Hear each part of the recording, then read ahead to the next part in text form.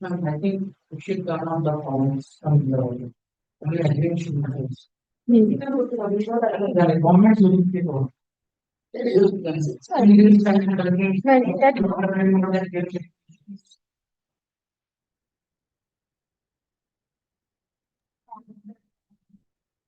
Ma'am, I'm seeing only 6 participants on my screen. कर देगा वो भेज रहा है हाँ वो भेज देगा Pankaj, ji ma'am Only 6. these people, once the threshold is reached, no, once we have about 17 people, they will automatically be channeled to YouTube, or should we share the code with them? How does it work? Share. Ma'am we will sending that We will share the link. they can join through link also ma'am. Okay, ma'am. 63 people are there in the waiting room. We will admit. Yes. Admit karo. Yes, yes. Admit also.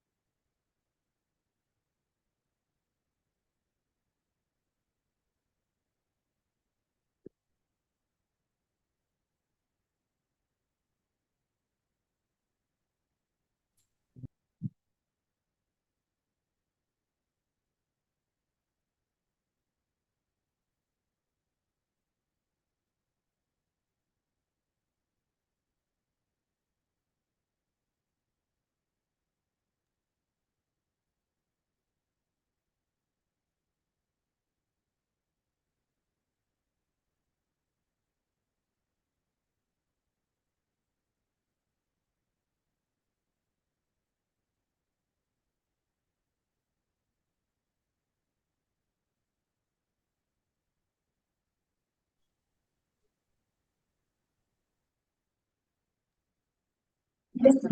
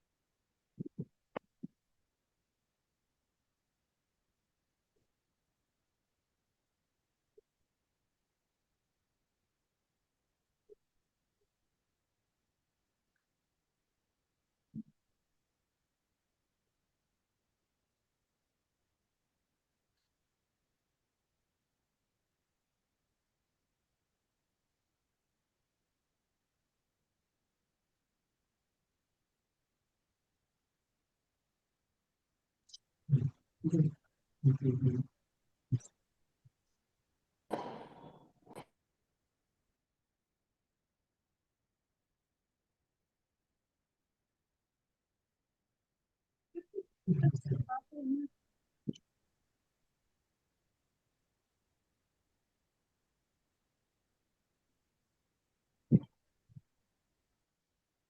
evening, everyone.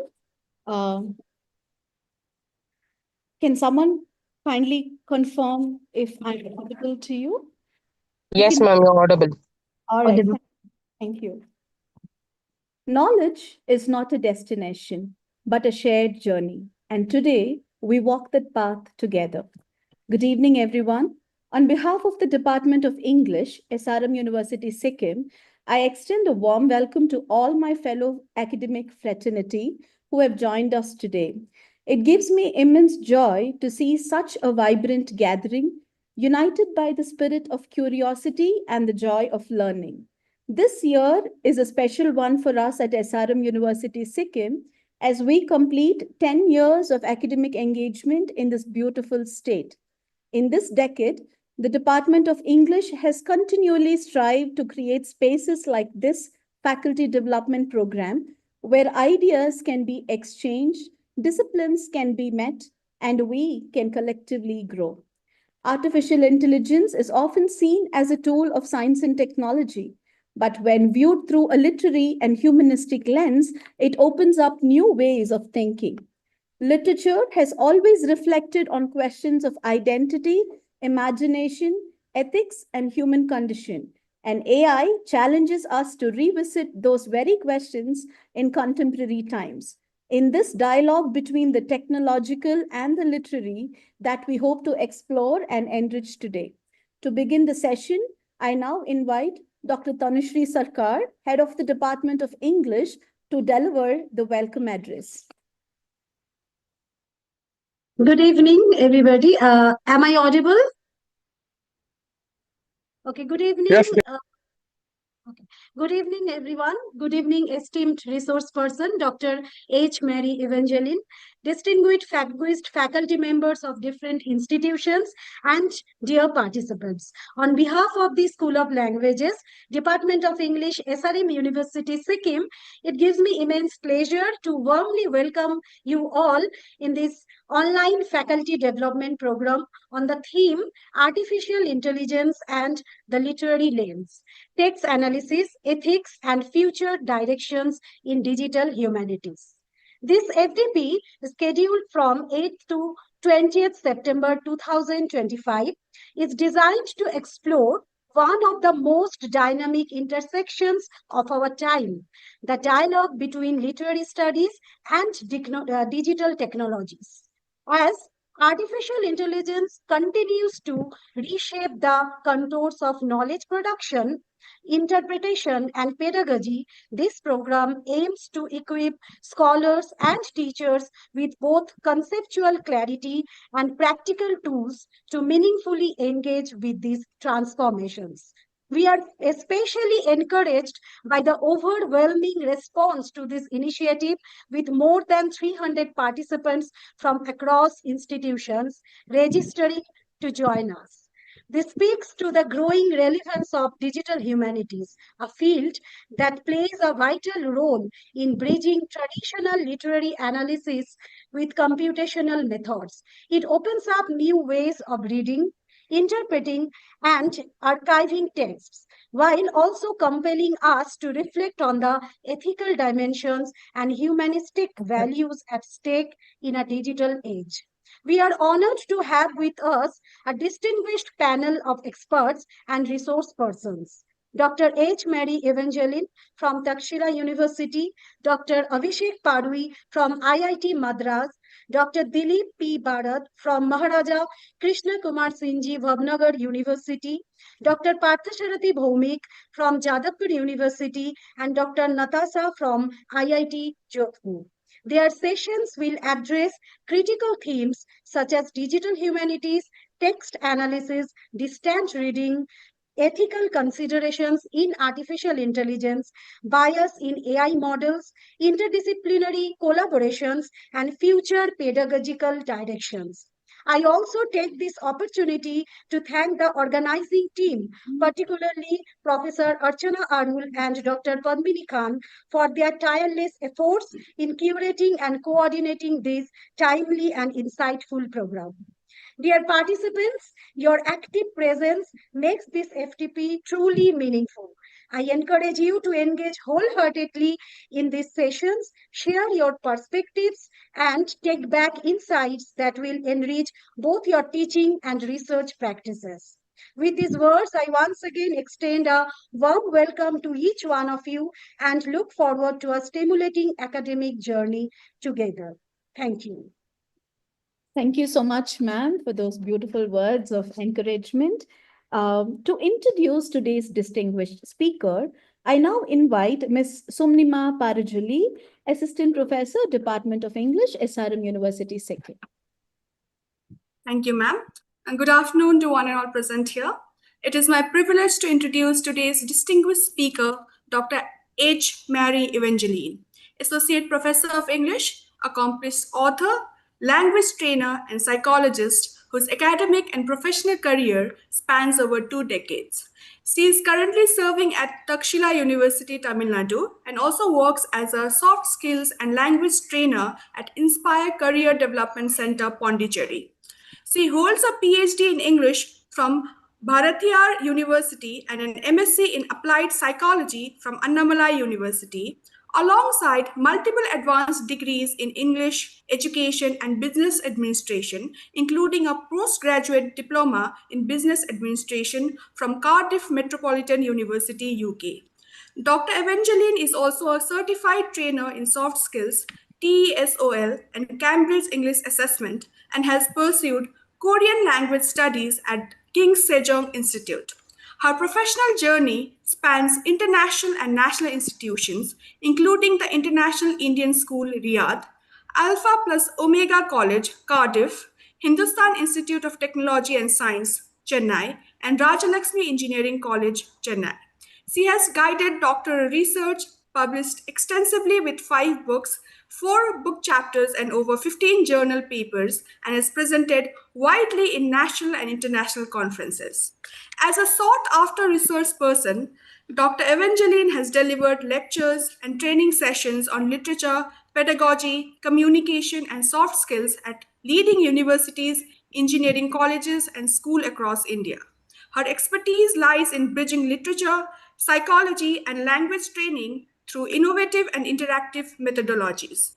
She is also actively involved in mentoring research scholars, organizing seminars and workshops, and contributing to academic and cultural events. Recognized for her leadership, motivational ability, and interdisciplinary scholarship, Dr. Evangeline continues to combine her passion for teaching, writing, and training with a commitment to student development and institutional growth. Welcome, ma'am. Ms. Sumnima, ma'am. Thank you, ma'am. Thank you so much. Yes. Ma'am, before I hand over the mic to you, I have a small announcement to the audience and the participants. We request all participants to feel free to share questions, if any, if they have for the speaker. We would want you to type it out in the comment section, irrespective of the fact you're connected with this via Zoom or the YouTube. Kindly feel free to share your questions, which will be moderated and shared with the speaker by the end of our session. Now, without further ado, the stage is all yours, ma'am. Thank you so much. And I would like to sincerely thank the management actually and the organizing committee for giving me such a wonderful opportunity. It's truly an honor for me to be here with this, among the esteemed group members. And surely I'm happy to share all my insights along with you. Thank you so much. And I think I'll share my PPT. Please tell me whether it is visible. Yeah, is it okay? We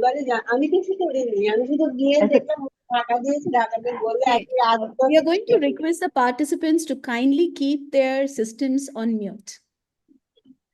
Yeah. Is my PPT visible, ma'am? Not yet, ma'am. Not yet. Yes. I think it's taking a little bit time. Okay. Yeah.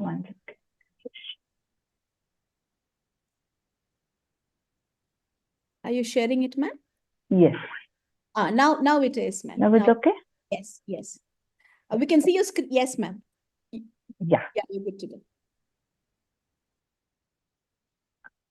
The full screen is visible now? Okay.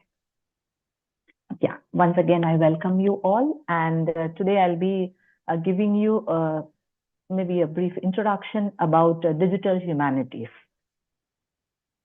So humanities, everywhere we hear this word, humanities, what is that? It's a field of study which explores the human culture and experience and values. Yeah, no, and its experiences and expression. So that's humanities.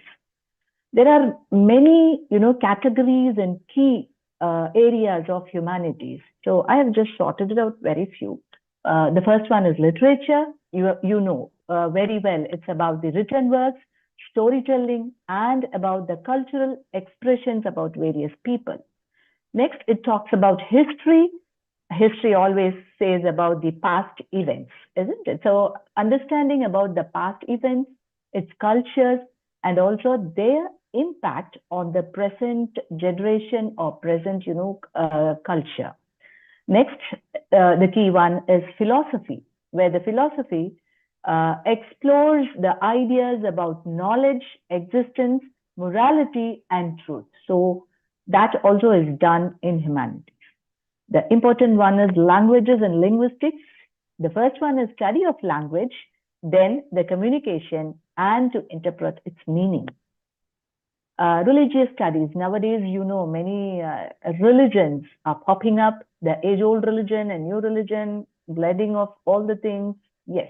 So reading those type of religion and then analyzing it, its belief, its rituals, how far we are connected spiritually to the religion and how far we are able to transform it in our tradition is spoken in your religious studies.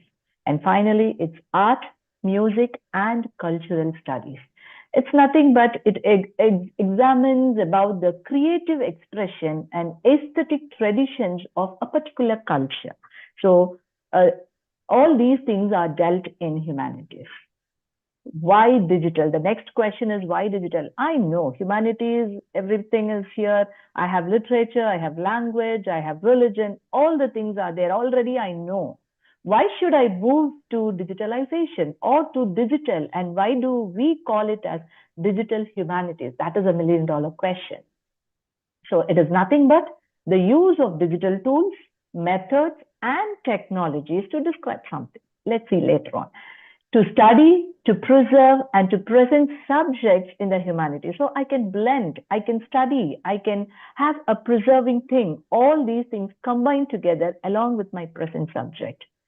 And it's not about replacing traditional humanitic inquiry. One should understand that if I am going to digitalize humanities, it is not that I'm going to leave all the traditional things, all the traditional values and the traditional way of, acquiring knowledge and jump into technology. No, it will be preserved.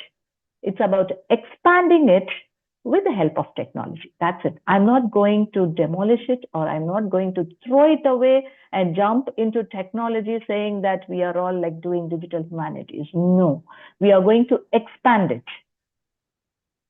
So digital humanities is also considered as an interdisciplinary field where it is used to bridge, as I told you, the tradition, the traditional humanistic inquiries or the traditional things with the modern technology, the computational methods.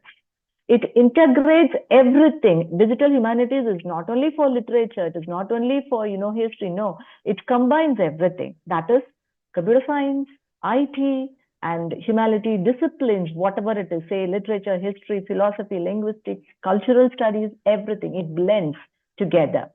And it helps to explore how digital tools, that is the technology, the development of technology, technical tools, how it can transform the way we speak, we ask questions, or we conduct research, and also it can be used to interpret the data and the cultural artifacts. Right, when I was browsing, I just was attracted by these three definitions for digital humanities. The first one was said by Gould Matthew in his debates in the digital humanities. He says that it is a field within which scholars can, use computing technologies to investigate any type of questions which is related to tradition as well as the humanities. To be very simple, ask traditional kind of questions or humanities-oriented questions which can be posted or which can be used in computing technology. That's it. And the Digital Humanities Manifesto 2009, it said fusion of critical theory and digital practice. So fusion, combined together. So critical theory and the way we use the technologies combined together to give your digital humanities. Suggesting it is not just because using tools, but to rethink what the old one is and what the new one is, and how I can give in this new era, maybe possibly digital age. And the American Council of Learned Societies, ACLS, it says that the application of digital technology to the materials and the methods of humanities, enabling new forms of scholarly research and communication. And nowadays we use a lot of, digitalized things, your laptop, mobile, whatnot, everything. And we do a lot of researches also. So that is a way of combining your literature or your research with your technology. So without that, nothing can happen nowadays. We cannot say that olden days we usually go check in libraries. That doesn't happen now. Everything is in your fingertips. Yes. So why is it important today? Why recently we are talking about technology, digital things, digital humanities, or improvement in your technological age? What is that? Expanding access and preservation, new research methods, interdisciplinary collaboration, and engaging new audiences, finally relevance in the digital age. So let's see one by one. Expanding your access and preservation. How? So we do have a lot of old manuscripts, isn't it? Say the Vedas and Mahabharata, Ramayana, all those things. And how come we read it now? So we do have all printed materials and all those things, but I cannot carry everywhere where I go to see the pages, to check it and all those things. So it has to be digitalized. So nowadays, people maybe in India or outside, anywhere in the country can just like that take Ramayana and read it. So it's like, a wink of an eye. So all manuscripts, archives, and artworks can be digitalized. Previously, as I told you, it was limited to libraries and museums. If I just want to study something, I have to go to the library, or if you want to see something, know about the culture or tradition of some particular age, I have to go to the museum to see whatever it is. It can be preserved, so I can store it. Books, it can be, burnt, or in natural calamities it goes, and this can be preserved. And it can be shared with people worldwide. A more important one is it allows students, researchers, and also the public to access the material. So whatever I just want to read, I want to expand my knowledge, I want to know about a particular thing, immediately I just go click in my computer, I connect, I get the data, fine, I read it. So the second one is research methods, because people nowadays are into research. Many, like in teaching field also, we just move on to PhD and a part like PDF and all those things. So research. How this digital thing is used in research allows the scholars to see various patterns in literature, history, and culture. So I can do a comparative thing from one tradition or one culture to the another one. So these things are there, like text mining, data visualizing, GIS, which is nothing but geographic information systems, and computational analysis.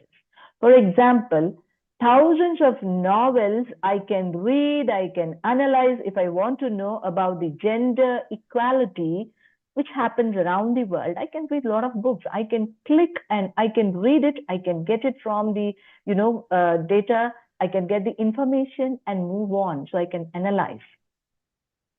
interdisciplinary collaboration, as I told you, it can be combined with computer science, designers, or humanists, whoever it is. And it expands your thinking, the thinking ability of a human, it can be expanded with technology and easy to interpret. As I told you, comparison, this literature or this particular form of tradition can be compared to something else. So I can interpret, okay, those days it is like this, and this day it is going on like this, how the future will be. So all these interpretation I can do.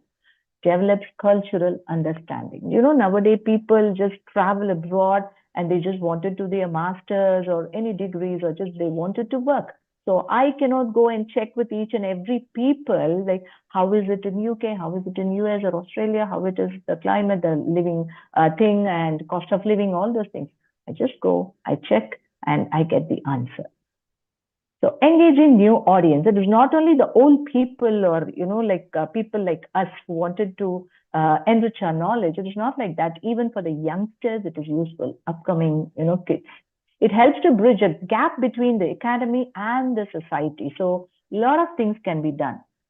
Most important one is engage general public by interactive digital exhibits and, online archives and virtual reality experience. Few years back, are we aware of AI? No. We know only people coming inside, for example, like the maids or, caretakers, whoever it is, they usually come to home, they sweep the floor, they clean and they go. But nowadays you get a digitalized caretaker, isn't it? So you can change your life. So that's why the world is moving very fast into technology, and just we wanted to update. That's why this digital humanities come into existence, or relevance in the digital age. So as I told you, what it does, why the humanities in this digital age develops ideas about AI and social media. Even the newborn child is given the mobile and they browse and they find the music and all those things. The world is going in such a fast manner. So social media, attracted by social media, putting posts, Insta pages, reels and all those things. Digital communication. When I was like young, small age, I don't know this mobile phones and all. In my house, there was no TV. Later on, development brought TV inside my house. Now we have the Wi-Fi connection and all those. Especially the students will be benefited by this digital humanities, because digital literacy will be there. Critical analysis of online information, whatever topics we give to the students, they can analyze and find out whether it is true or false. Or maybe they can analyze to get more information about whatever the teacher says. Apart from this, ethical awareness. So how to use it, why to use it, where to use it in a proper way, this digital era teach them. Okay, so I have told the key and all those things. So what are the core areas of digital humanities? There are many. So I have just listed out 8. But a while ago. Okay. Sorry about that. So it's digitalization and digital archives, textual analysis, data mining, digital scholarly editing, visualizing and mapping, digital pedagogy and learning, cultural analytics and big data humanities, digital storytelling and multimedia humanities, theory and method. It is not only helpful for studies, it is helpful in many ways. I know you may have kids at your home, brothers, sisters, or your own kids.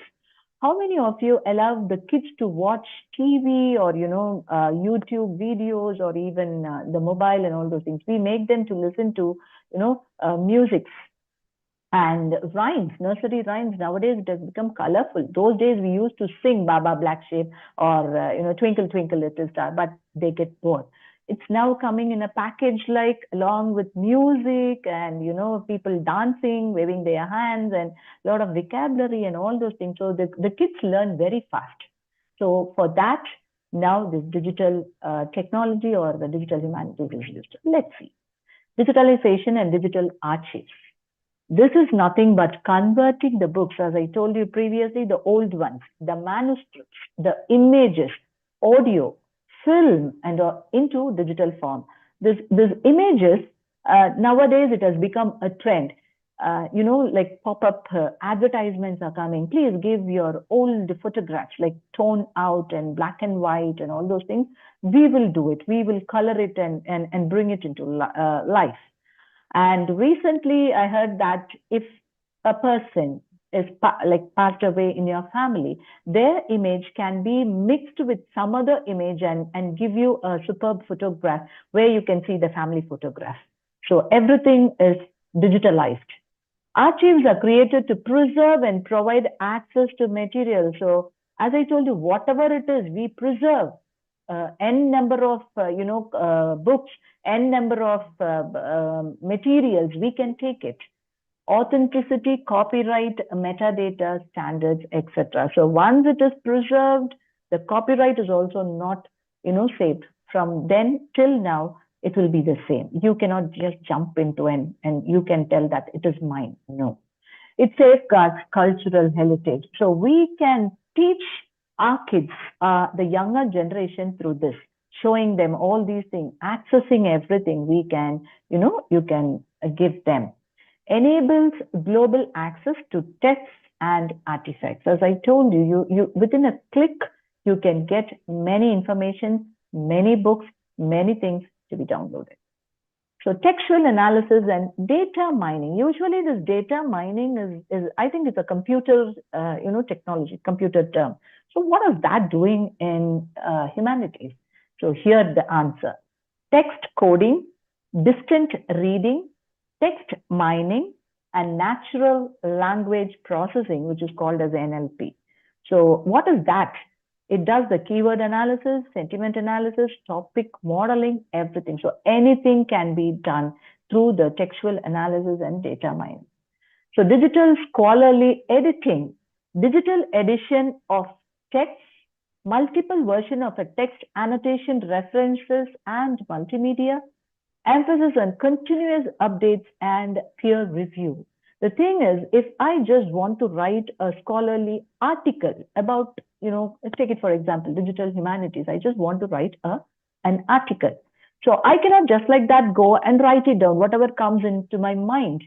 I do search, but searching is not that in Wikipedia or, like a general website, but scholarly articles. I search that in maybe Google Scholar or maybe Scopus articles and all those things. Those things are helped in digitally scholarly editing. And another thing is you can update, you can reduce, whatnot, you can do anything. Visualization and mapping, this kids, usually the doctors, what they say, even the psychologists, they say that the kids learn more, effectively when the pictures are shown to them rather than giving them orally or making them to listen to something.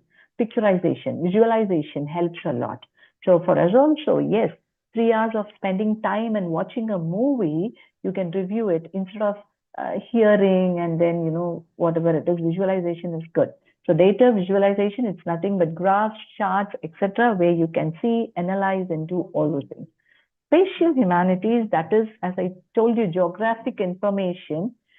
You can know about the trade routes, travels of literary figures, historical battlefields, all those things. Trade routes, nowadays we use Google Map, isn't it?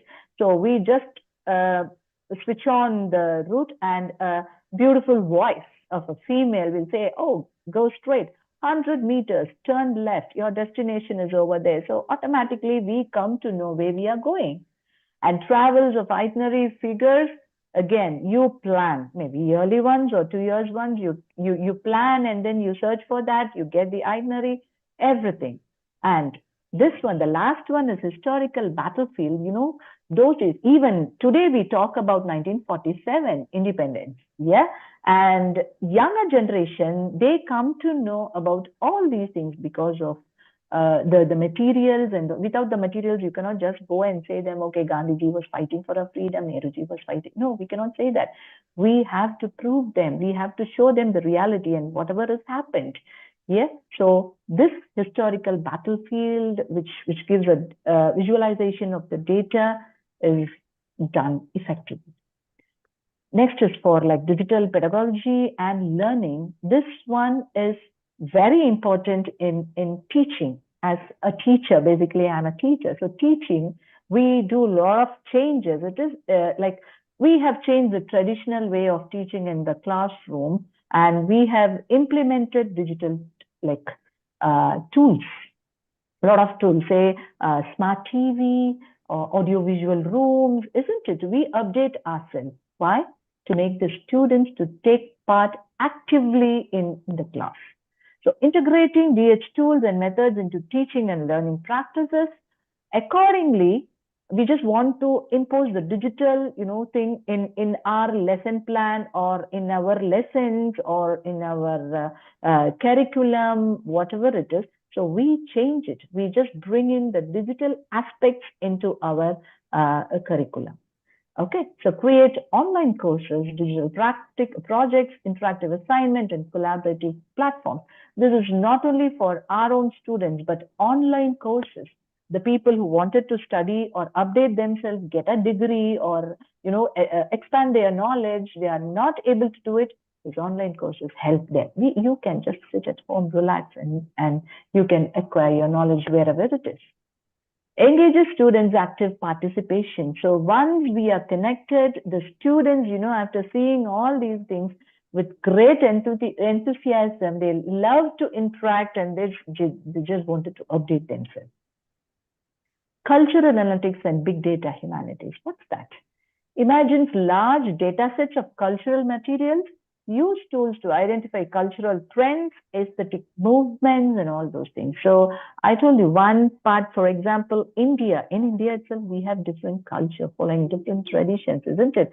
Being from South, I just wanted to learn about the tradition and culture from the North or from the East or West. So where should I go? If I have my friends over there, I can ask them, oh, how this is celebrated over there, how do you do all these things, and how do you study, where do you get all these materials and all those things. But now it is easy to connect in my laptop or digitalized materials I take, and I can see anything, how the culture has changed, how the tradition has changed, everything.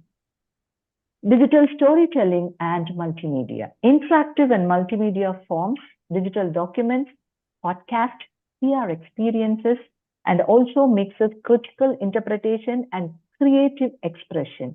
So there's interactive and multimedia forms. I don't know how many of you, use audiobooks while traveling. We hear like in bus or train, not in a biker, not while driving a car, but when going or traveling in a train, you can hear, traveling in a bus, or when you are seated in the passenger seat, you can listen in the car. So audio books are available, which is very good. So I can hear the voices, I can feel it.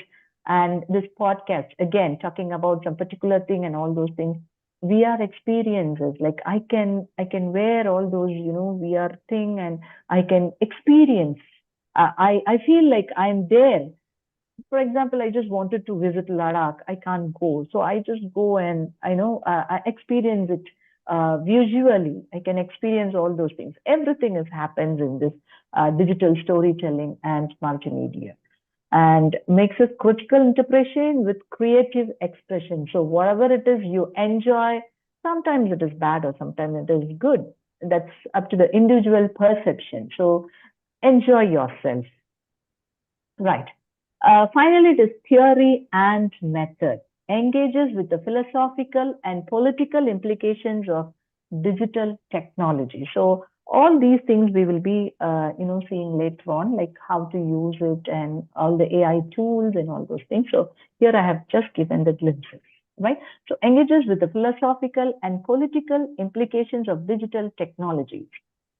You nowadays in research work nowadays, they tend to ask us like, what theory are you going to implement?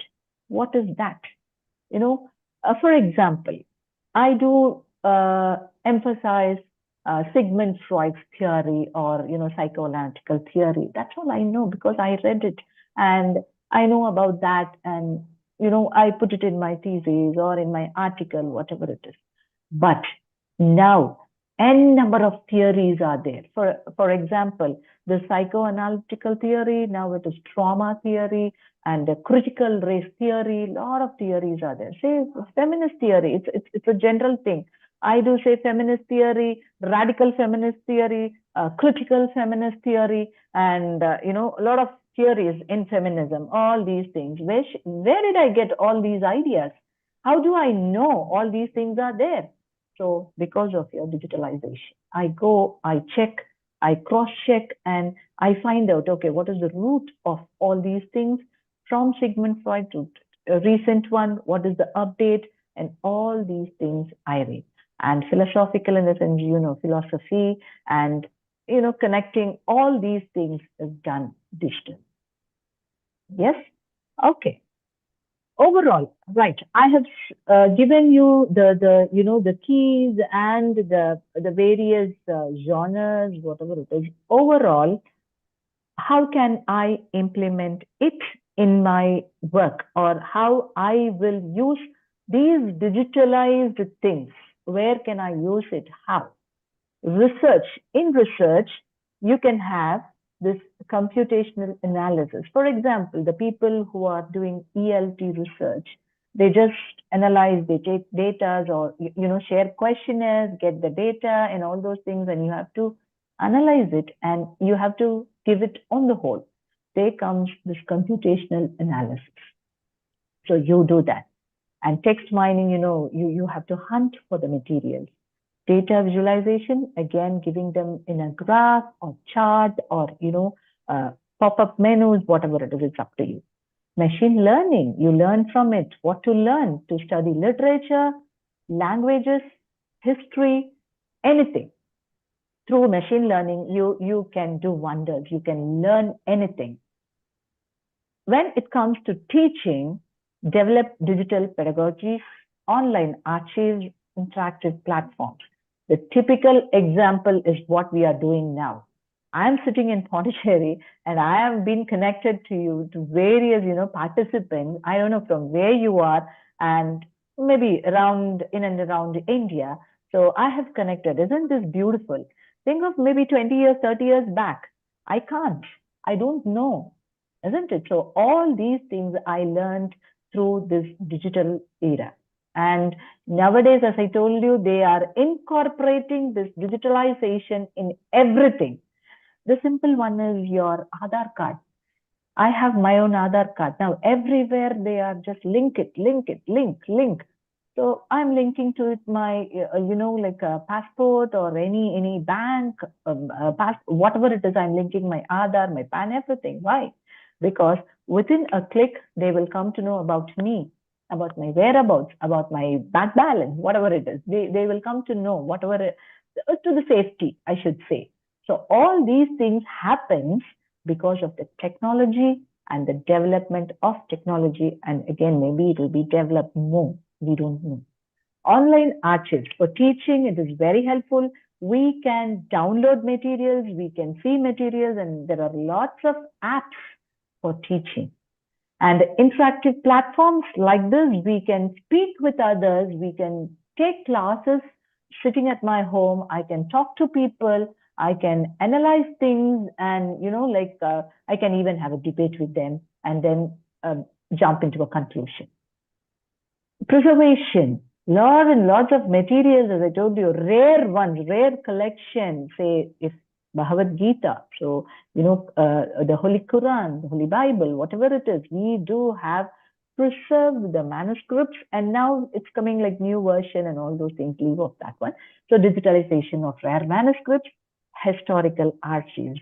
Where do I go and learn about, say, for example, Qutb Minar, say, for example, your Taj Mahal. Okay, I just wanted to know, maybe some students, they just wanted to know about the South architecture. I just wanted to know about the Tanjore big temple. So I just want to learn about it, see the architecture of it. Everything is available in your, digitalized platform. And also the oral traditions can be preserved because few things, it is transferred from one place to another by hearing and, the oral tradition, story, poem, whatever it is. So that can be preserved, digitalized. I can make people to sing or recite or, all the stories, everything I can preserve in a digital form, and maybe it will be a rare collection and I can show it to the next generation, move on to the next generation. I can give it to them. Okay. And presentation, as I told you, creating interactive websites, digital exhibits, virtual reality construction. So for all these things, you can use your digitalization. I'm very poor in computer science, but mixing computer science and your literature, mixing your computer science and languages, everything is possible nowadays. And this will be helpful not only for the students, but maybe for others also. See, my parents are old, but when I show them these things like about, religion, about something which talks about the religion, religious people and all those things, they are happy. They say, oh, we don't know. Now it is very easy. In a click, you can show it everything to them. That's it. That is digitalization. Okay, and these are the references I took. And if there is any questions, it can be posted and I'm ready to answer. Thank you so much, ma'am, for this beautiful introduction to digital humanities. The session has opened us to an overview of what digital humanities is and what are the possibilities that we can explore with. So this is Q&A segment, and if there are any questions from the participants, feel free to type them in the chat. Or how do we go about it?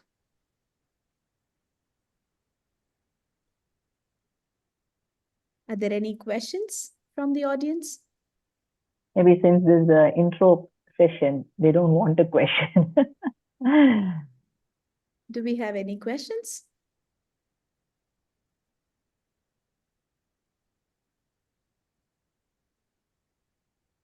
No. Can you please, okay, ma'am, we have one. Can you please share any examples of research going on in digital humanities? Yeah, as I told you, ELT, the pedagogy, now it is changing. It is not the old ones. We just combine it with the pedagogy for students, like schools and even for colleges. We are changing it. And nowadays it is like NEP, isn't it? National Education Policies. It has been changed and we are trying to incorporate it in our research and all those things, how it can be changed, how this one, can be incorporated in my pedagogy, and I give it. And apart from this, as I told you, languages, many languages, I can, do research about the languages, which I, for example, now I'm learning Korean. Okay. And many people tell that a Korean language has a lot of, Tamil words in that. So I can do a research about that. And where can I go and find all these informations and everything? So digitalization. I can find many things. I cannot go to Korea and ask the people whether Tamil, words are there and many books are there. Can you give me? I cannot go and ask. So searching and doing research in language is also possible. Again, the culture, I can compare and contrast and, among India or away from India, whatever it is, all these things comes under digital humanities. Thank you, ma'am. And there is another question that says, that goes like this. How beneficial would digital humanities aid in graphic narratives research? I can't. Graphical? Graphic narratives research. How beneficial would digital humanities aid in a graphic narratives research?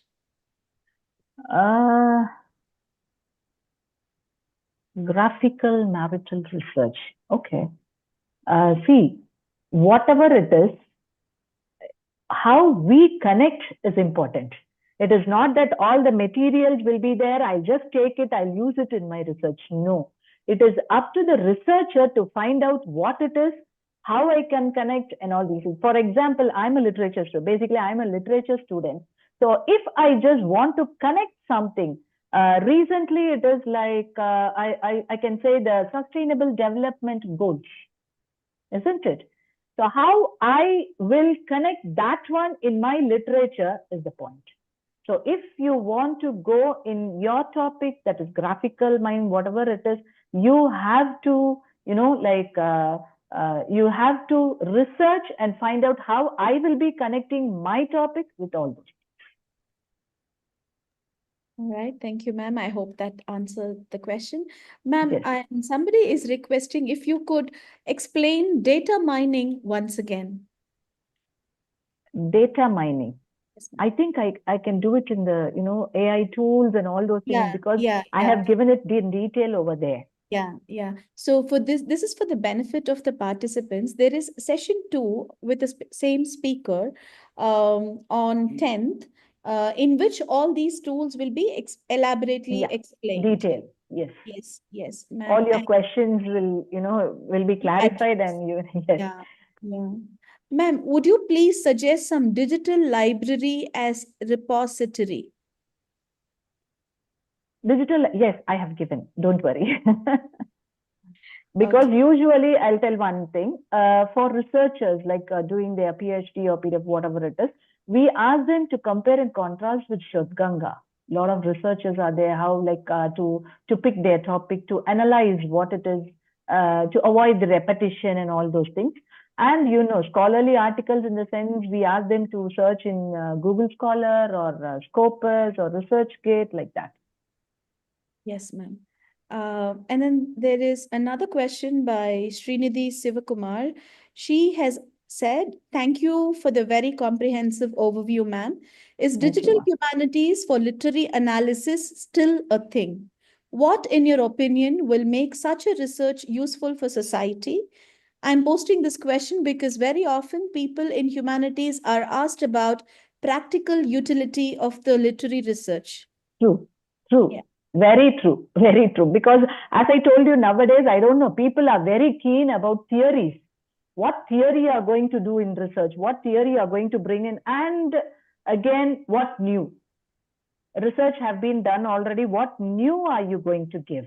The thing is, recently, I should say, when the technology is like growing, okay, so from one phase to another, it is going, and always concentrate on the future, how it will be. For example, this AI and VR and all, we don't know. Nowadays, it is coming. So think ahead.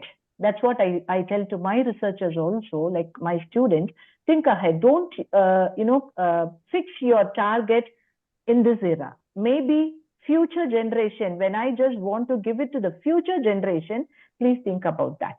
It has to be in that way. For example, classroom, how many of you know that we can use the smart, smart TV and all those things, connect and do all these things? In my age and all, it's nothing. I can't do anything. But nowadays, I can connect people who's working in UAE to give a lecture on particular topic. Isn't it? So you can do the technology, how you can connect people, in what way you can connect, and all these things it's a practical utility. Yes, ma'am. Can I move on to the next question, ma'am? Yes, ma'am. Yeah. So they have asked someone from purely literature field without knowledge of advanced computer or data mining, can he or she take the research topics on digital humanities? Of course, yes, because living is for learning. I believe in that. If you want to update yourself, or if you want to be into technology, and if you want to learn about new things, you have to do it. Sit and learn. It is not that, oh, I have this much, I'll give this much. No, see, younger generation, like my kids, know they are far better than me. I don't know, few things like, changing the PDF into a JPEG or something. I have to ask them, can I do this? Can I do this? They taught me. So I learn in this age, I learn. So learning never stops. So it is always good to learn. And this will help you in anywhere you go, whatever matter it is. It is really nice to learn this digital humanity. That's wonderful, ma'am. Yeah, I think we've reached the end of the Q&A. Is there anybody else? We probably have some more time. And if there's someone who would quickly want to put across a question to the speaker, we are all ears for you. Madam, Yes, Yes. sir. I just want to ask why it is called as digital humanity. Can we call it as a digitalization of mythological scriptures? It will be a long sentence then. All the things we have to describe. Humanities in the sense, as I told you, all whatever it is, computer science, languages, literature, and everything comes under that. So I just want to have one umbrella, like putting all the words inside. So that is it. So digitalization or digital humanities in the sense, all the categories which explains the humanities is digitalized. That's it, to be simple. Ma'am, and then there's one more participant who is asking, please highlight more NLP concerning research. I think there, I mean,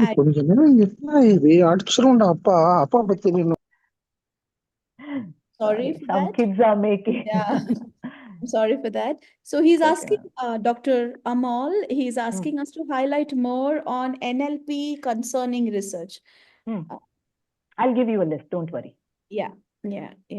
Because we will be connecting all these things in the, AI tools and all those things. So I'll do that. I'll give. Yes. So like we had already shared in the program schedule, today's session is an introduction to digital humanities, and we have specific sessions focusing on the tools. And, if you could kindly go through the schedule, you will understand the structure in which this FDP has been put together. Is there any question from the audience before we move? One more I can find, Sudhadan. Is there a link of DH with post-humanism? Okay. He just wanted to know the link between post-humanism. See, as I told you, digital humanities nowadays, it is booming. And olden days, like whatever it is, we are trying to bring it digitally. Isn't it? And this will be carried to the next generation, obviously. And maybe, I don't know, maybe I will not be alive. I shouldn't say that. Nowadays, like you can know about the historical events which happened many years ago. Since it is digitalized, we can hear it, we can see it, whatever it is, visual, like, animation and all those pictures are coming now, everything. But later on stages, as I told you, this VR and all those things, they can visualize all those things. Yes. In the fight between the Great Panipat War and whatever it is, Independence War, all these things can be, brought like in visualization, and then it can be given to the kids. So they can see it and they can feel it, because in my age, I just go to the movie theater to see about the independence, what happened and all those things. I don't know what happened, but now it is not like that. They are giving many things, and they are, converting it and to have a visualization of whatever happened. Maybe in future, the kids will be having more. Yes, ma'am, we have another question that goes like this. Mm. I'm looking for digital archives for conflict in Nepali civil war. Can online repository of newspapers be counted? Are there any other portals one may? To be honest, I don't believe in, all the fabricated news, because we are from this side and we couldn't judge what's happening over there unless people who suffer tells us what's happening. Isn't it? Even nowadays, a lot of things are happening, and we sitting here, we watch a lot of channels and we do collect information. That's all I know. And whether it is true or false, whether it's happening or not, what it is happening, that and all, I couldn't predict like what is there, which one is true or false. I think that was amazing, ma'am. And interesting questions put forth and very gracefully answered. Before we move on to the last segment of the day, there are two announcements I would like to make to the participants out here. If you haven't already joined us on WhatsApp, there is a WhatsApp link that has been shared with all of you. If you haven't been, shared that with yet, one of the coordinators will share it in the comment section. Kindly connect with us because this will help you stay posted. This will help you keep updated on the status of the next session and the timing and all that. And now, before I hand over the mic to my colleague to render the vote of thanks, I have one request. After the vote of thanks, there is going to be a feedback form that is going to be shared with all of you. Kindly fill it and share it with us because this will be counted as an attendance sheet for the session. And number two, we would like the participants to turn on their videos so that we could take some pictures of day one session. Now, to bring the session to a close, I invite Dr. Padmini Khan to deliver the vote of thanks.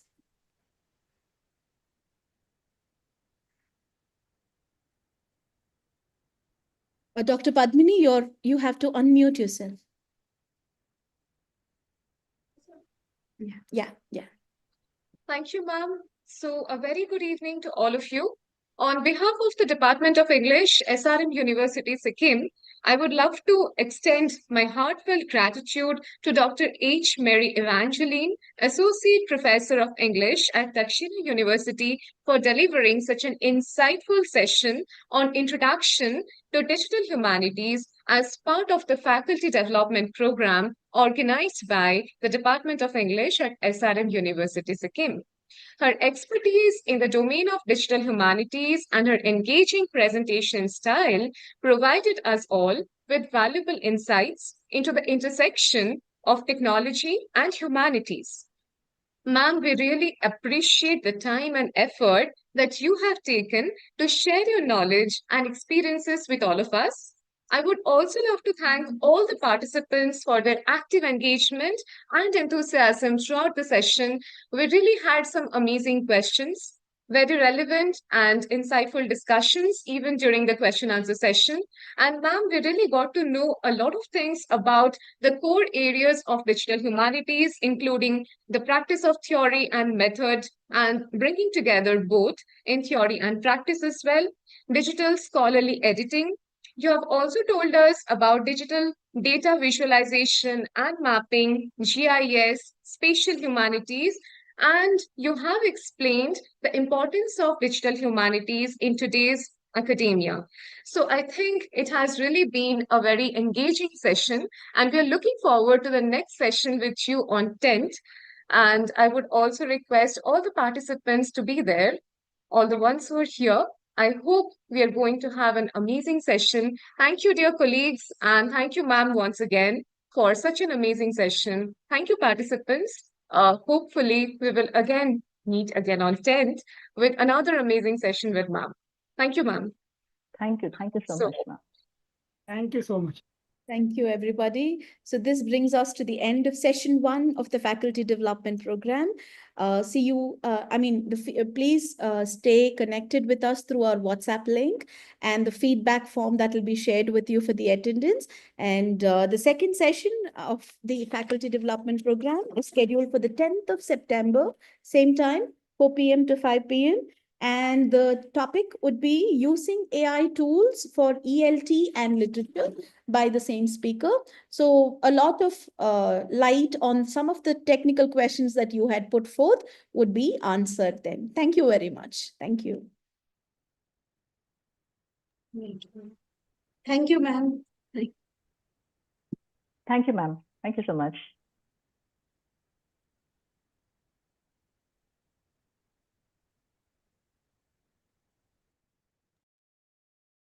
Now we can exit, no? One by one, we can exit. Yeah. Thank you, everybody.